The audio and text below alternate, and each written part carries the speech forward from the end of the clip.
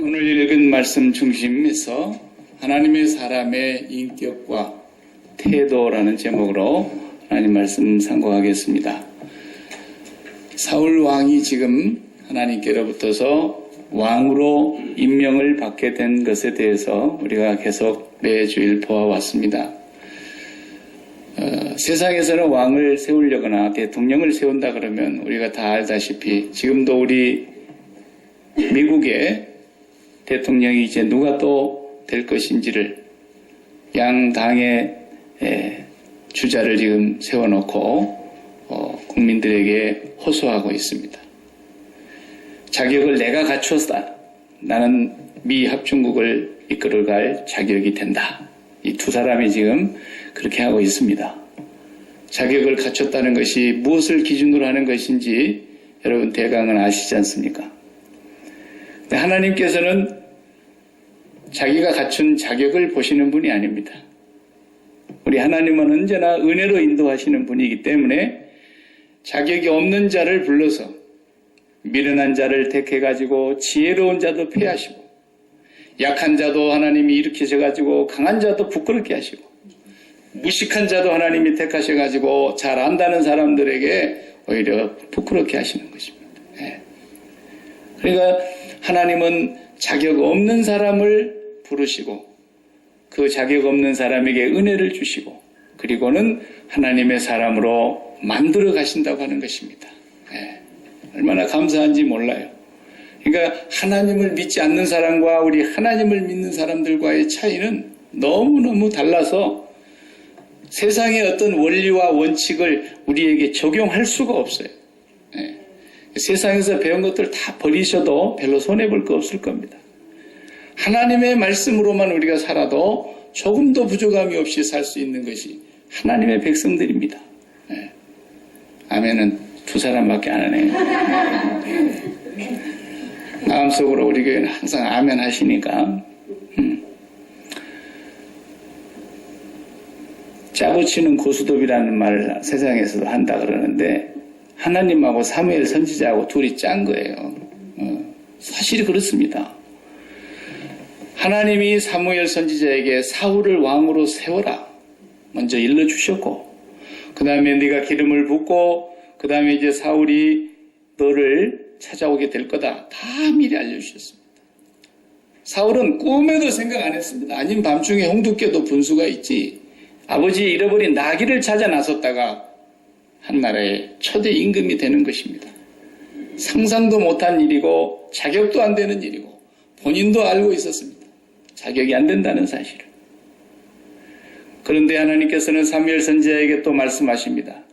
세 가지 징조를 하나님이 말씀하셨다. 틀림없이 아버지의 나귀를 찾았다고 하는 얘기를 라헬의 무덤가에서 두 사람에게 들을 것이다. 그리고 조금 더 올라가다 보면은 다볼 상수리 나무 아래서 세 사람을 만날 텐데 하나님의 전에 예배드리러 가고 있는 사람들 중에서 떡 세 덩이를 가진 사람이 떡 두 덩이를 당신에게 줄 것이다. 그리고 조금 더 가다 보면은 블레셋 사람들의 군대가 진을 치고 있는 영문이 있는데 거기에서 선지자들이 무리를 지어 나올 것이다. 그 사람들이 너희에게 도착할 때에 너에게도 하나님의 신이 강력하게 임할 것이다. 그러면 내가 예언을 하는 사람이 될 거다. 이런 세 가지 징조가 다 이루어졌어요. 기름 부음을 받았어요. 완전히 자기는 뜻밖이었지만 정말 이제는 내가 왕이 되는가 보다. 받아들일 수밖에 없는 이제 기정사실이 된 거예요. 자, 하나님께서 만들어 가시는 거예요. 하나님께서 은혜로 더 하시는 거예요. 우리는 언제나 그걸 잊지 말으셔야 됩니다. 사도 바울이 내가 모든 사도들보다 늦게 믿었지만 더 많이 수고했다 그랬지 않습니까? 많이 수고했지만 내가 한 것이 아니요 하나님의 은혜다 그랬어요. 여러분들에게도 하나님께서 은혜를 주셔서 그렇게 하나님을 위해서 일할 수 있는 것이지 누가 자격을 갖추어서 일할 수 있는 사람이 세상에 없다는 겁니다. 하나님의 일은 원리가 그렇습니다. 그래서 이제 사울이 점점 하나님의 사람으로 만들어 가시는 지금 이 과정을 하나님께서 오늘 본문에서 보여주고 계세요. 옛날에 저는 어렸을 적에 권투를 참 좋아했습니다. 마음에 맺힌 것이 많아서 누구를 때리는 것을 보면서 한을 부르는지 모르겠는데 권투가 그렇게 좋더라. 그래서 세계에 우리 홍수환 선수 같은 분 저도 만나봤습니다. 밴쿠버에 저희 교회 와가지고 이 간증 집회를 한번 했는데 참 대단합니다. 세계적인 권투 선수를 이렇게 눈앞에서 보니까. 근데 WBO라 그러죠. WBO 세계 복싱 그 연합회에서 그 한 체급의 최고 선수가 되면은 그 다음부터서 싸워야 되는 스파링 상대가 있는 거예요. 다른 사람도 그 사람을 또 넘어뜨리려고 할 거 아니겠습니까? 그러면은 내가 싸워봐가지고 질 것 같으면 너 그건 안 해. 이렇게 할 수가 없어요. 반드시 챔피언이 되면 WBO에서 이제 우리가 정해준 사람하고 몇 명을 싸워봐야 된다는 거예요. 네가 진짜 1등인가 아닌가를 알아보려면 2등하고도 싸워봐야 되고 5등하고도 싸워봐야 되고 아니면 이제 막 혜성같이 떠오르는 신인 선수지만 경력은 약하지만 한번 네가 싸워봐야 된다. 그래서 그 사람들까지도 무너뜨리면 진짜 챔피언이다라는 거죠. 그래서 첫 번째, 두 번째, 세 번째 이렇게 자기가 골라서 싸우는 게 아니고 반드시 정해준 사람하고 싸워야 합니다. 그 다음에부터서는 이제 그걸 다 이기고 나면 내가 골라서 싸울 수가 있습니다. 또 많이 받고 싸울 수도 있고. 그런데 하나님께서 꼭 그렇게 하시는 것 같아요. 사울을 왕으로 세워놨는데 아직도 백성들의 반응이 시큰둥해요. 자기들이 세워달라 그래 놓고 정작 세워놓으니까 우리는 그 사람이 될 줄 꿈에도 몰랐다는 거죠. 어떻게 저런 사람이 되냐 이거 어떻게. 각 지파마다 입맛을 다시고 있었는데 가장 막내 지파인 베냐민 지파요. 베냐민 지파 중에서도 제일 작은 집안에서 왕이 나왔다 그러니까 사람들이 많이 실망을 한 것 같아요. 그런데 하나님께서 스파링 상대를 하나를 딱 붙여주시는 거예요. 그 옆에 아브라함의 조카 롯이라고 하는 사람 알죠? 그 롯의 자손이 암몬과 모압이잖아요. 그런데 그 암몬 자손이 거기 옆에 살고 있는 암몬 자손들이 쳐들어왔어요. 야베스 지역에 쳐들어와서 공격을 하려고 그러는데 야베스 사람들이 말미를 달라. 우리가 당신들에게 그냥 아예 조약을 맺고 무릎 꿇고 잘 섬길 테니까 그냥 봐달라. 그랬더니 이 암몬 사람 나하스 장군이 뭐라 그러느냐면 너무너무 모욕적인 언사를 하는 거예요. 내가 너희들 눈 하나씩 다 빼야만 되겠다. 그래야 죄악을 해주겠다는 거예요. 그리고는 이스라엘을 전체를 내가 다 눈 하나씩 빼겠다. 이런 모독적인 언사가 어디 있겠습니까? 그러자 이제 일주일의 말미를 얻었습니다. 우리가 이스라엘 땅에 당신을 상대할 만한 사람이 있는지 한번 찾아보고 없으면 우리가 항복할 테니까 그때는 눈을 빼든지 뭐 하든 마음대로 해라. 그랬습니다. 그리고 나서는 그 소식을 사울이 있는 곳으로 전달을 합니다. 전령들이 와서 그 얘기를 들으니까 모든 사람이 울고 난리가 났습니다. 근데 그 시간에 사울이 자기 밭에서 소를 몰고 일을 마치고 돌아오는 길에 백성들이 우는 소리를 듣고서 영문을 알아보니까 그 모독적인 언사를 하고 그렇게 모욕을 주는 일을 당하고 있었다는 거죠. 그러니까 그냥 사울이 그 말을 듣는 순간에 하나님의 영이 강력하게 그에게 임합니다. 그리고는 자기가 몰고 왔던 그 소 2마리를 그냥 그 자리에서 잡아서 각을 떼가지고 조각조각 나눠서 전령들에게 이스라엘 전 지역에 보내라. 지금부터서 나와 사울을 따르지 않는 사람들은 이 소처럼 그들 집안의 소도 다 죽인다 그러라. 그랬더니 하나님께서 그 모든 사람들에게 두려움을 주셔서 하나같이 막 몰려 나왔다 그랬잖아요. 우리 성경에 보니까 36만 명이 나왔대요. 어떤 성경에는 사본에는 보니까 73만 명이 나왔다. 이런 데도 있어요. 하여튼 무지 나온 것 같아요. 그래서 그 군대를 세 부대로 나누어 가지고 전쟁을 해서 암몬을 아주 깡그리 무너뜨렸어요. 사울 왕이 이제 1차 스파링 상대, 암몬을 그냥 보기 좋게 KO로 그냥 아주 납작하게 만들었다. 그 장면을 통해서요, 이제 백성들의 마음속에 저 사람이 정말 우리 왕이 될 수 있겠나 의심쩍었던 사람들까지도 입을 다물게 만들어. 완전히 하나님께서 이제 사울을 왕으로 세우셨구나. 그거에 대한 쐐기를 박는 그런 사건이 되고 있습니다.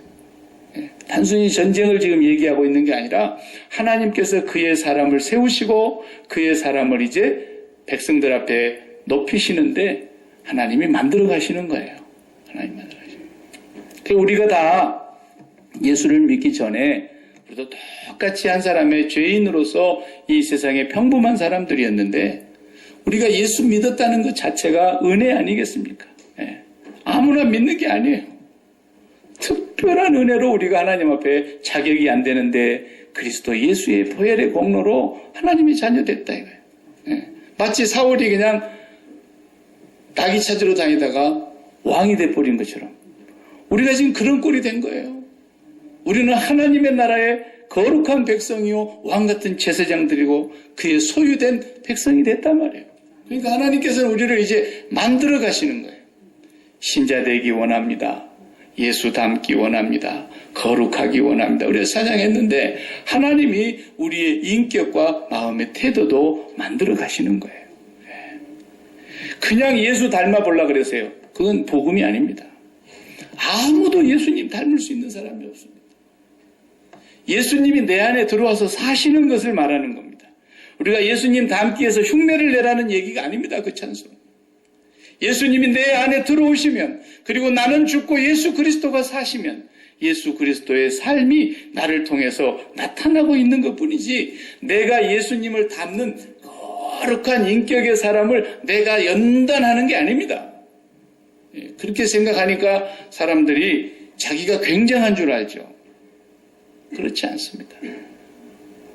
우리는 예수 그리스도가 내 안에 들어와 삶으로서만 예수를 닮을 수 있는 것입니다. 그걸 성경은 말하는 거예요. 세상 사람들은 그런 게 없으니까 인격을 단련시켜야 된다, 인격을 수양해야 된다, 인격을 연마해야 된다, 이런 소리를 많이 하죠. 그러나 그보다도 더 우선하는 게 뭐예요? 하나님의 사람으로 거듭나야 돼요. 거듭나고 새 사람이 되고 새 마음을 하나님께서 주셔서 그 사람이 새로운 인격을 가지고 살아가는 사람으로 만들어 가신다는 거예요. 그 사울을 보면은 우리가 오늘 그것을 발견할 수가 있어요. 사울의 인격과 사울의 마음, 그것이 하나님의 사람으로서 어떻게 이루어져 가는가를 우리가 잘 봐야 됩니다. 첫 번째 보니까요, 사울의 모습 속에서 우리가 앞에서 10장에서부터 보아왔습니다마는 왕으로 세웠어요. 제비 뽑았어요. 제비 뽑았다는 얘기는 사람의 입김이 작용하지 않았다는 뜻이죠. 인간의 뜻이나 개입이 되지 않았다는 것이죠. 완전히 하나님이 그냥 제비 뽑기에서 확실하게 보여주셨어요. 그런데도 안 받아들이는 사람들이 있었어요. 우리 그 장면 한번 보시겠습니까? 10장의 맨 마지막 절 27절을 다 같이 보세요. 지난주에 우리가 여기까지는 다 읽지 않았지만 10장 27절 어떤 불량배는 이르되 이 사람이 어떻게 우리를 구원하겠느냐 하고 멸시하며 예물을 바치지 아니하였으나 그는 잠잠하였더라 그랬어요. 그냥 우리가 이렇게 국어책 읽듯이 읽었으니까 그렇지 거기다가 뉘앙스를 넣고 억양을 넣어가지고 한번 해봐요. 아니 국가직계 지금도 그러잖아요. 우리 미국 사람들이 트럼프가 되면 큰일 난다고. 그 사람이 되면 어떡하겠냐고 이런 사람들도 있고 그러잖아요. 또 그런 거 하면은 또 그래도 남자가 해야지. 미국은 남자가 대통령이 됐지 언제 여자가 대통령이 된 적이 한 번이나 있냐고 또 그런 사람도 있고요. 서로 막 지금 그만한 하나님의 징표를 보여주셨고 사무엘 선지자를 통해서 제비를 뽑아서 하나님께서 보여주셨으면 받아들여야 되는데 안 받아들여요. 끝까지 반대하는 거죠. 이 사람들은 정치적으로 보면 야당세죠. 어떻게 해서든지 물고 뜯으려는 사람들이고 이런 사람들. 자, 그런데 사울의 인격을 우리가 여기서 볼 수 있어요. 사울이 뽑힌 뒤에도 제비 뽑았어요. 제비 뽑은 뒤에 또 어떻게 행동하는가 한번 보십시오. 10장을 우리가 뽑았으니까 10장 21절을 보시면 베냐민 지파를 그들의 가족별로 나오게 하였더니 마드리의 가족이 뽑혔고 그 중에서 기스의 아들 사울이 뽑혔으나 그를 찾아도 찾지 못한지라. 뽑혔는데 대통령 후보가 없어요. 현장에 왕의 후보가 뽑혔는데 왕이 없어요. 그 자리에. 그러니까 이상하잖아요. 그 사람 여기 왔습니까? 그러잖아요. 22절에. 그러므로 그들이 또 여호와께 묻되 그 사람이 여기 왔나이까? 여호와께서 대답하시되 그가 짐 보따리들 사이에 숨었느니라 하시더라. 키가 보통 사람보다 어떻게 그랬어요? 어깨 위에는 더 있다 그랬는데 키가 장대 많은 사람이 어디에 숨었다는 거예요. 지금 막 제비 뽑는데 한 지파가 몰려왔어요. 한 지파당 1000명씩 왔으니까 12,000명이 모였어요. 전당대회 하듯이 모인 거 아닙니까? 그 중에서 이제 뽑겠다 그러니까 자, 너희들이 사울을 인정하지 못하겠다면 하나님의 뜻을 다시 한번 확인해 보자 말이에요. 그래서 쫙 뽑습니다. 결국은 베냐민 그리고 그 밑으로 쭉 지파를 내려가니까 그 집안에 마지막 사울이 뽑혔습니다. 근데 사울은 숨어 있었다니까요. 그 덩치 큰 사람이 그 사람들 가지고 온 짐보따리 쌓아놓은 옆에 가서 그냥 몸을 웅크리고 있어가지고 그렇게 해서 사울은 끝까지 자기 자신을 거기에 드러내지 않는 그런 모습을 보여주고 있습니다.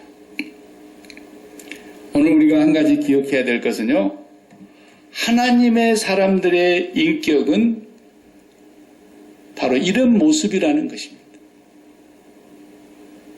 자신을 드러내지 않는 거예요. 세상은 끝까지 자기를 드러내야 됩니다. 자기 PR시더라 그러잖아요. 그래서 세상 사람들이 더 많이 나를 알아주고 세상 사람들 마음속에 더 많이 내가 들어가기를 원하죠.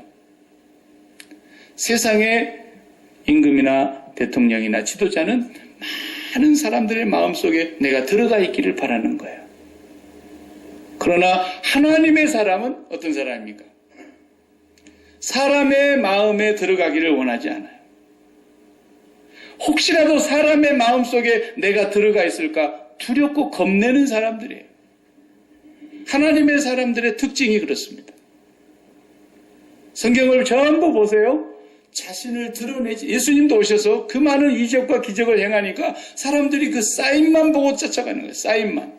기적만 보고 쫓아가는 거예요. 떡 먹고 배부른 것만 보고 쫓아가는 거예요. 하나님을 보지를 못하는 거예요.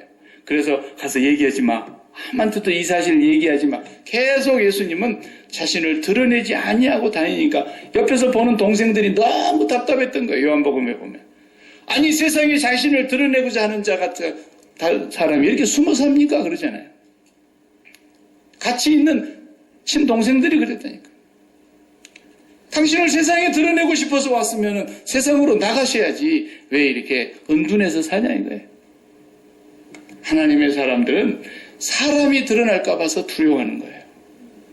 그러니까 반드시 우리가 성경을 보면은 그런 부분들이 모든 하나님의 사람들에게 나타납니다.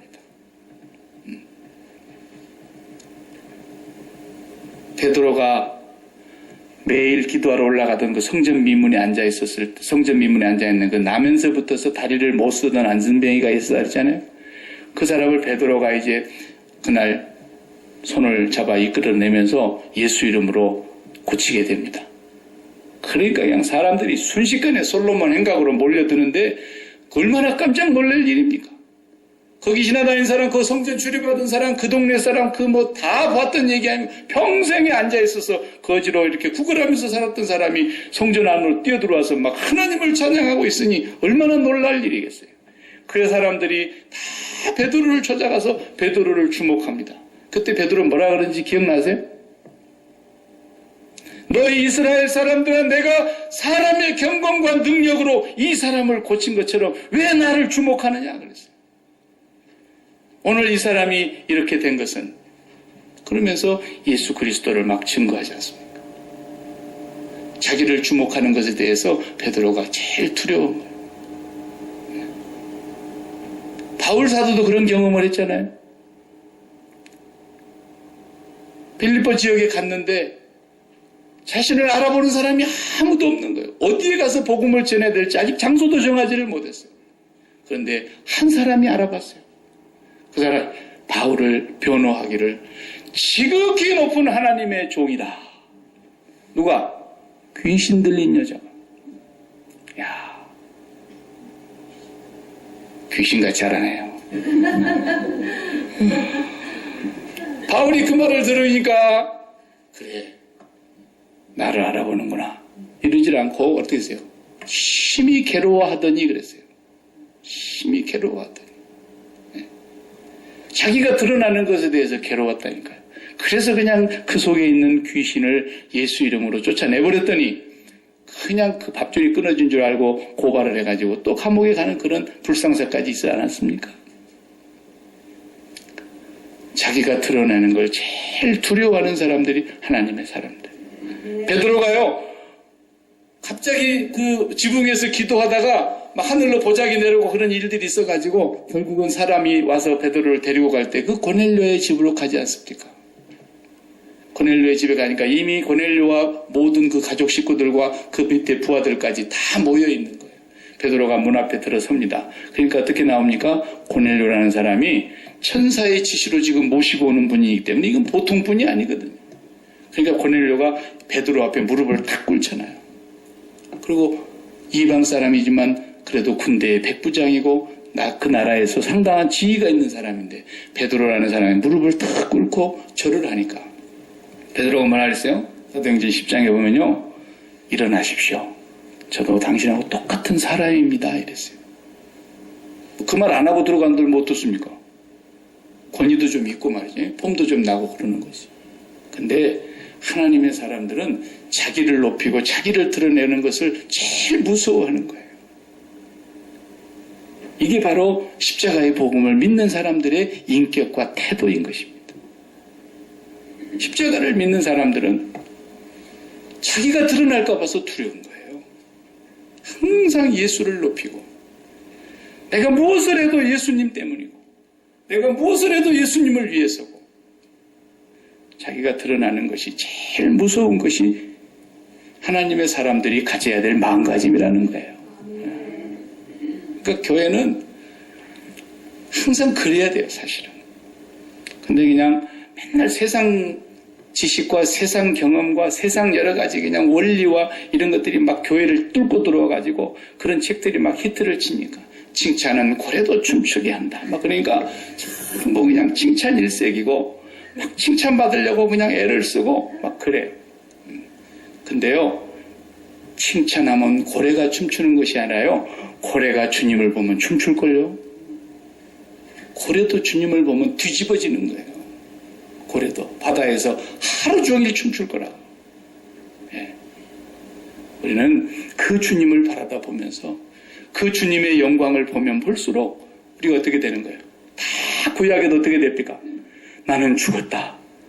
죄인인 내가 하나님을 배웠으니 나는 이제 죽었다. 다 그러잖아요. 나는 하나님 봤어. 막 그러고 돌아다니는 사람 봤어요? 다 나 죽었다 그러죠.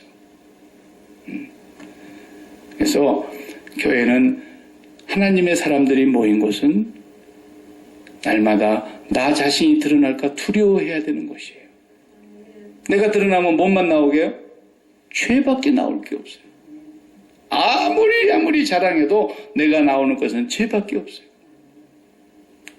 그래서 하나님의 사람들은 그런 인격을 가진 사람들이라는 것을 우리가 볼 수 있고요. 계시록 우리가 지난 달까지 해서 공부 다 마쳤는데 계시록 마지막 끝나는 장면도요, 잘 보세요. 계시록 마지막 끝난 장 22장 8절 9절에 보면 이것들을 보고 들은 자는 나 요한이니 내가 듣고 볼 때에 이 일을 내게 보이던 천사의 발 앞에 경배하려고 엎드렸더니, 마지막 계시록 다 끝나고 난 뒤에 이제 마지막으로 사도 요한이 그 천사를 보고서 엎드려 절하려고 경배하려고 무릎을 꿇었습니다.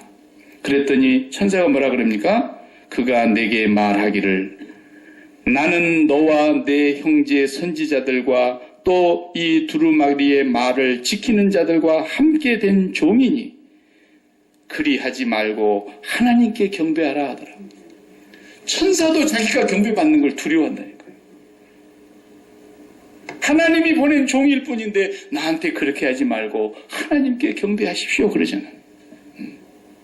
교회는 그런 곳이에요. 이런 걸 보여줘야 세상 사람들이 저희들은 우리하고 뭔가 피가 다른가 봐. 그럴 거 아니겠습니까? 이 피를 먹고 이 떡을 막는 자들이 뭔가 다른 게 있는 거지. 피가 다른 거죠 정말. 우리는 예수의 피가 흐르는 사람이에요. 교회에서 그걸 누가 가르쳤는지 모르겠어요. 목사놈들이 가르쳤는지 마귀놈이 가르쳤는지 그냥 자기를 그냥 안 알아주면 그냥 성질나고 말이야. 막 자기 이름 그냥 어떻게 안 되면 막 목사도 또 주보 만들 때 제가 상당히 신경이 쓰여요. 오늘 또 이제 생일 축하를 해야 되는데 어떤 날은 그냥 멍청이 갖고 생일을 이름도 안 넣는 사람도 있고 어떤 날은 그냥 이름도 빠져버리는 경우가 있고 막. 글자 하나만 틀리면요 집사가 잡사입니다. 이렇게 근데 컴퓨터 칠 때 이게 집사로 쳤는지 잡사로 쳤는지 내가 계속 쳐다보는 거예요. 혹시라도 내가 실수했고 아무개 잡사 기도하겠습니다 이렇게 하면 어떡하겠어요. 예. 그렇게 신경이 쓰이는 거예요. 그렇게. 예. 여러분 교회는 하나님 앞에 죄인들만 모였는데 하나님의 값없는 은혜로 구원함을 받아서 하나님이 우리에게 새 마음을 주셨고 새로운 인격으로 하나님이 우리를 다듬어 가시는데 제일 먼저 두려워해야 될 것이 내가 드러날까 두려워해야 한다고 말해요. 예. 이것이 하나님의 사람의 인격인 것입니다. 두 번째 사울이 아까 우리가 읽었지만 그 불량배들 말이에요. 10장 마지막 절에 아니 고까짓게 우리의 왕이 된단 말이야. 그러면서 그냥 전부가 다 사울에게 대해서 한마디씩 하는 그 모욕적이고 비난적이고 멸시적인 말을 막 해대지 않습니까? 그런데 사울이 어떻게 했다고 했어요? 이름 적어놔 저것들 이랬어요? 살생부 만들었어요? 잠잠해 입 딱 다물고 있었다는 거예요. 네. 나중에 전쟁이 이제 스파링으로 해가지고 그냥 보기 좋게 KO로 이제 이기고 난 뒤에 또 마지막 절에 가면 뭐라고 나옵니까? 11장 오늘 12절에 보니까 백성이 사무엘에게 이르되 사무엘 선지자 찾아갔어요. 그래가지고 사울이 어찌 우리를 다스리겠느냐 한 자가 누구입니까? 그들을 끌어내소서 우리가 죽여버리겠습니다. 이야 얼마나 한이 맺혔으면 막 여당이 야당 잡아 죽이듯이 막 이렇게 했겠어요. 근데 사울이 탁 가로막고 나서서 오늘은 여호와께서 우리를 구원하신 날인데 누구를 죽인단 말이냐 그러면서 사울이 그것을 만류하지 않습니까? 잠잠했다는 거예요. 사람들이 나를 욕하고 비난할 때 이거 참 감당하기 어렵습니다 여러분. 예. 자존심이 세는 것은 뭐 다 마찬가지지. 누구는 자존심도 없고 누구는 배알도 없나요? 다 있어요. 기분 나쁜 소리 한마디 들으면요 그렇게 고상한 것 같아도요 집에 가서는 잠을 못 자요. 저는 한마디 잘못 들은 거 가지고 그냥 3년 6개월 동안 그냥 꽁 해가지고 그냥 그렇게 사는 것이 인간이에요. 왜 그렇습니까? 자신을 높이고 싶은 제약된 마음이 인간이기 때문에 나를 무시하다니 말이야. 나를 무시하다니. 칭찬을 들으면 그렇게 좋은데 왜? 죄인이니까. 나 죄인인데 나를 칭찬해 주니까 좋은 거야. 근데 죄인인데 네 죄인이다 그러면 기분 나쁘죠. 근데 하나님 앞에서 하나님의 사람은 네 죄인이다 그러면 예 그래야 된다는 거예요. 그러니까 이 인격은 어디서 나오는 거냐? 예수 그리스도의 십자가에서만 나오는 거예요. 이 인격은. 그 십자가를 바라다 볼 때마다 네가 나를 아무리 욕하고 비난하고 조롱하고 멸시하고 나를 천대 여겨도 나는 내 십자가 앞에서 볼 때 네가 나를 보는 것보다도 나는 더 죄인이거든. 그래서 이미 십자가에서 내가 죽어버린 사람이 될 때 그걸 감당할 수가 있는 거예요. 하나님이 저도 그런 훈련을 시키시더라고요. 정말 안 한 일을 했다 그러면요 그거 벼슬짝이라고 뒤집어 보일 수도 없고 나는 그때 당시에 그런 소리를 들을 때요, 야, 서부시대가 그립더라고. 쌍권총 2자리만 사가지고 그냥 가면 끝날 것 같더라고요. 그런데 하나님이 거기서 나를 훈련시키는 거예요. 십자가를 부여잡고 십자가 앞에 가서 섰을 때 하나님이 나를 어떤 사람으로 보시느냐는 거예요. 너 죄인이지 않냐 이거예요. 저들이 너를 아무리 욕하고 비방하고 조롱한다 할지라도 저들이 너를 사실대로 알지 못해. 너는 그보다도 더 잘못되고 하나님 앞에 더 못된 죄인 중에 괴수지 않냐 이거예요.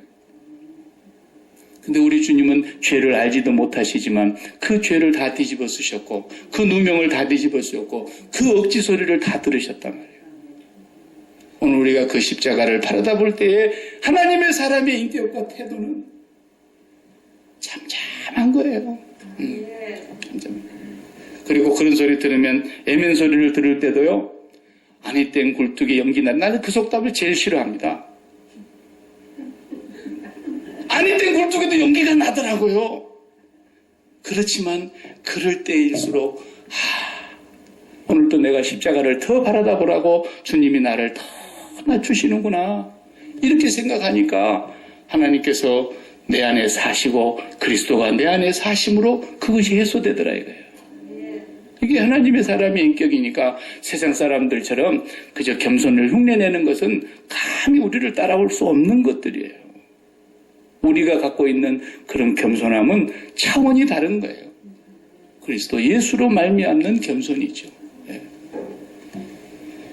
그래서 사울이 그 멸시를 받으면서도 아니 생각을 해보세요. 사무엘이 기름을 부었습니다. 3가지 징조가 일어났습니다. 하나님의 영이 임하여 그도 예언자가 됐습니다. 거기다가 다 나오라 그래갖고 제비까지 뽑아서 말 한마디 못하도록 딱 정해놨습니다. 그런데도 안 받아들이는 그 사람들은 뭐 어떻게 해야 됩니까? 그거 쌍권총으로 해결해야지. 그런데도 사울이 잠잠했다는 거예요. 그것이 바로 우리 주님의 모습입니다. 털 깎는 자 앞에서 잠잠한 양같이. 그는 끌려갔어도 그는 매를 맞았어도 그렇게 했다는 것이죠. 예. 괜히 이상한 소리 들어가지고 3년 6개월 동안 그냥 원수 맺지 말고 집에 가서 그냥 밥 먹은 거 소화되지 않고 그냥 잠을 못 자고 그냥 전화통 들었다 놨다 그러지 말고 하나님이 나를 사람으로 만들어 가시는구나. 이렇게 받아들이고 그걸 믿음으로 감당해낼 때 하나님은 이제 그런 사람을 쓰시기 시작하는 거예요. 사도 바울은요. 자기가 개척한 고린도 교회에서 1년 6개월 동안 목회를 했는데 자기가 개척한 교회니까 얼마나 애지중지 사랑하고 유난히 더 정성을 쏟았겠어요. 그런데 사도 바울에게 고린도 교회 성도들이 제일 아픔을 줬어요. 너는 사도가 아니지 않느냐. 거기서부터 시작해가지고 계속해서 사도 바울을 비난하고 반대하고 바울을 배척했어요. 다 그런 건 아니지만 그럴 때 바울이 뭐라 그랬습니까? 편지를 이렇게 썼어요. 고린도전서 4장 3절에 보면 너희에게나 다른 사람에게나 판단받는 것이 내게는 매우 작은 일이라. 나도 나를 판단하지 아니하노니 내가 자책할 아무것도 깨닫지 못하나. 이로 말미암아 의롭다함을 얻지 못하노라. 다만 나를 심판하실 일은 주님이시니라. 그러므로 때가 이르기 전 곧 주께서 오시기까지 아무것도 판단하지 말라. 그가 어둠에 감추은 것을 드러내고 마음의 뜻을 나타내시리니 그때 각 사람에게 하나님으로부터 칭찬이 있으리라. 그래서 바울도요 그렇게 비난을 받으면서도 입 딱 다물고 있을 테니까 다른 사람이 나를 뭐라고 하든지 나는 그거 개의치 않는다. 나도 나를 자책할 것이 없다마는 그렇다고 해서 내가 의롭다고 하진 않는다. 나를 판단하신 이는 주님이시고 반드시 그날에 어둠에 감춰져 있었던 것들이 다 드러나는 날이 올 것이다. 그때서 주님이 칭찬할 것이다. 이런 것이 바로 예수 믿는 사람이 십자가에서 나오는 이 인격인 것입니다. 3번째 인격은 오늘 밭에서 소를 몰고 오는데 그 정도 이제 뽑혔으면은 우리나라도 그러잖아요. 대통령으로 뽑히게 되면은 정권 인수위원회를 만듭니다. 인수위원장을 세웁니다. 그리고 앞으로는 이제 내각을 어떻게 구성해야 되며 내 대통령 경호실장은 누구를 줄 것이고 비서실장은 누구를 이런 거 해야 되지 않아요? 그런데 사울은 이렇게 기름 부었고 이렇게 징조가 내려왔고 이렇게 하나님의 제비를 뽑아서 확정을 해주셨는데도 그날 소 몰고 밭에 일하러 가는 거예요. 일하러. 근데 일하러 갔다 오다가 무슨 소식을 들었습니까? 암몬 사람 나하스가 그 모욕적인 말을 해왔을 때에 그 말을 듣는 순간 어떻게 했다 했어요? 오늘 본문을 보십시오. 6절을 보면은 사울이 이 말을 들을 때에 하나님의 영에게 크게 감동되매 그의 노가 크게 일어나 그랬어요. 그러면 우리가 10장 7절로 한번 넘어갈 필요가 있어요. 10장 7절에 이렇게 말씀했어요. 사무엘이 기름을 부어서 보내면서 뭐라 그랬습니까? 10장 7절을 다 같이 보십시다. 이 징조가 내게 임하거든 너는 기회를 따라 행하라. 하나님이 너와 함께 하시느니라 그랬어요. 이 징조가 뭡니까? 하나님의 영이 크게 임할 거라는 거예요. 그럴 때는 네가 기회를 따라 행하라 이렇게 번역이 되어 있는데 그건 무슨 말이냐면 네가 할 일을 네 손으로 해라 그런 뜻이에요. 그런데 오늘 본문 11장 6절에 보니까 사울이 이 말을 들을 때 하나님의 영에게 크게 감동이 됩니다. 그러자 그가 이제는 분연하게 일어서서 암몬 사람을 무찌르기 위해서 나섭니다. 이건 뭘 말해주느냐 하면 하나님의 사람의 인격은 어디로부터서 출발하느냐? 좋은 책을 많이 읽으면 안 읽는 것보다 낫겠죠.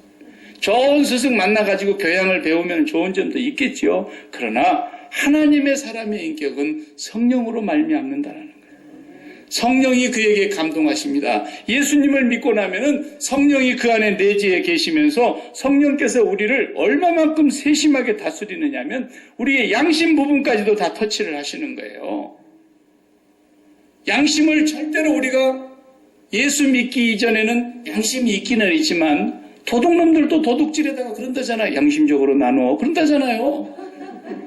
양심 없는 놈이 어디 있겠어요? 양심 없는 분이 어디 있겠어요? 그래도 세상 사람들 때 양심은 자기 양심을 눌러버립니다. 양심은 나침반과 같은 것입니다. 항상 남과 북을 가리키고 있어야 되는 나침반과 같은 것인데 이 나침반이 고장나 버리는 거예요. 옆에서 그냥 강력한 자석을 갖다 딱 대면은 나침반이 휙 돌아가 버리잖아요. 그러니까 세상 사람들의 그런 양심은 돈을 갖다가 옆에 푹 대면은 그냥 양심이 이쪽으로 휙 돌아가고 이쪽에 갖다가 뭘 대면 휙 돌아가고 그러잖아요. 그러나 하나님의 사람의 양심은 성령의 양심이기 때문에 성령이 감동될 때 성령의 감동에 순종하는 인격이라 그 말이에요. 성령이 감동할 때 인격으로 순종하니까 하나님께서 네가 할 일을 그때 해라 그랬더니 God is with you. 너와 함께 있겠다는 거예요. Always. 그래서 그냥 사울이 그 성령의 감동에 그대로 순종하고 나가니까 엄청난 역사를 일으키지 않습니까? 근데 성령님이 우리한테 왜 와 계세요? 성령님이 오셔서 우리를 교훈하려고 오셨습니다. 우리를 가르치려고 오셨습니다. 예수님 말씀 생각나게 하려고 오셨습니다. 예수님 말씀 우리에게 깨닫게 해주시려고 오셨습니다. 예수님 우리에게 잘못 가르친 거 하나도 없는데 우리가 잘못될 때 바르게 하고 교훈하고 책망하기 위해서 성령이 오셔서 계신단 말이에요. 하나님의 사람의 인격은 이 성령에 순종하는 것입니다. 그럴 때 하나님께서 그 사람을 기뻐하시고 그 사람이 이제 출신성분이 어디 있느냐, 뭐 재주가 있느냐, 돈이 있느냐, 학벌이 있느냐 이런 걸 하나님 보시는 게 아니라 그가 성령에 순종하느냐, 성령의 감동에 그때그때 순종하고 즉각 행동으로 옮기느냐, 바로 이 사람이 그리스도의 인격을 가진 사람이라는 것을 말씀하시는 것입니다. 우리는 큰 일을 하고 큰 비전을 품어야만 하나님이 쓰시는 거 아닙니다. 그런 건 다 하지 말아야 돼요. 자녀들한테도 그런 거 가르치지 마세요. 세상에서 맨 쓸데없는 거 배워가지고 성공신화, 성공하는 사람들 7가지 법칙 전부 사탄이 가르쳐 준 것입니다. 우리는 사소한 일을 해도 하나님의 사람들을 다 보세요. 사소한 일을 해도 땅콩이나 기르고 땅콩 농장에서 그냥 일이 나고 그래도 하나님을 참으로 경외하는 카터 같은 사람을 하나님이 또 쓰시는 것입니다. 모세가 큰 꿈을 품고 있을 때 오히려 하나님 안 쓰시잖아요.